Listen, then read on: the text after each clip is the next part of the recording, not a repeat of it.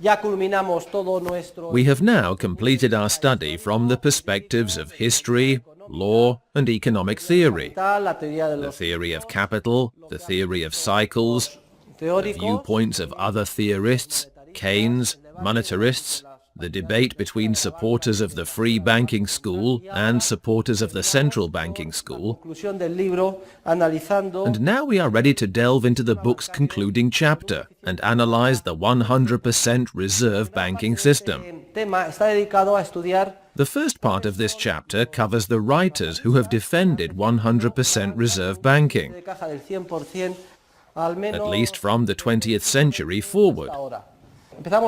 We will begin with the proposal of Mises, who in his 1912 book, The Theory of Money and Credit, offered the first modern defense of a 100% reserve requirement. He returned to the topic in 1928, and in subsequent English editions of The Theory of Money and Credit. So we could say that Mises was the originator of the contemporary proposal of a 100% reserve requirement.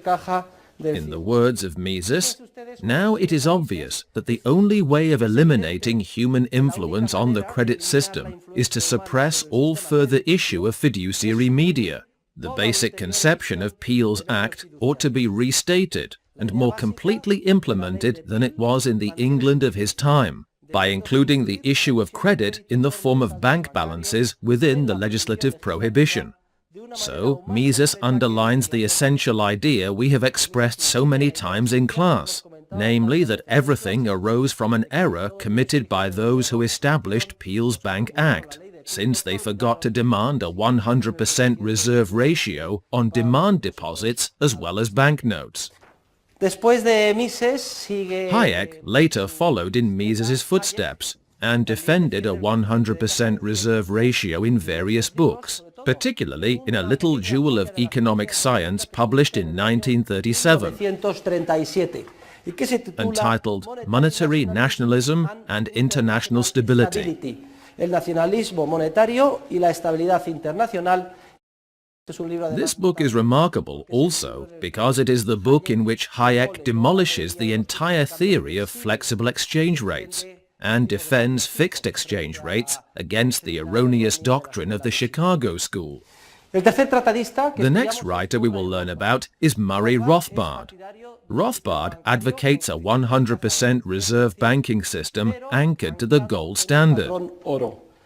Rothbard took the baton from Mises and even strengthened Mises's position with a series of legal and ethical arguments, and this is where Rothbard's originality lies. A 100% reserve requirement must be defended, not only because it prevents credit expansion and immunizes the market against economic cycles, but also because, as Rothbard indicates, general legal principles demand it.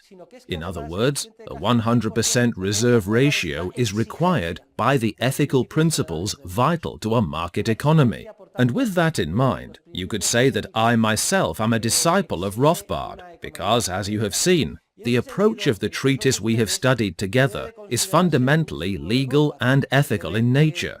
However, there are other writers who, though not members of the Austrian school or directly connected with it, have also advocated a 100% reserve ratio for one reason or another. This is the case, for instance, of the French economist and winner of the Nobel Prize for Economics, Maurice Allais.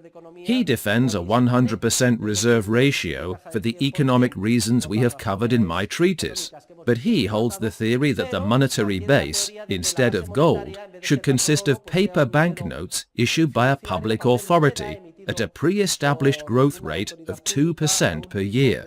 And this proposal is very similar to the one supported by those in the old Chicago School tradition, which the book deals with beginning on page 731. A number of theorists, starting with Henry Simons, Lloyd Mintz, Aaron Director, Frank Knight, Henry Schultz, Paul Douglas, Albert Hart, and Irving Fisher, and ending with Milton Friedman, defended a 100% reserve requirement at one time or another. But be careful. They defended it for the wrong reasons. They defended it to make monetary policy easier and more predictable.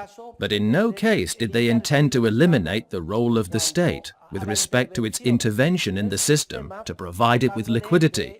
In other words, just as in the proposal of Maurice Allais, the monetary base would be the responsibility of a central bank or an authority, which would take care of injecting it at a pre-established and relatively stable rate.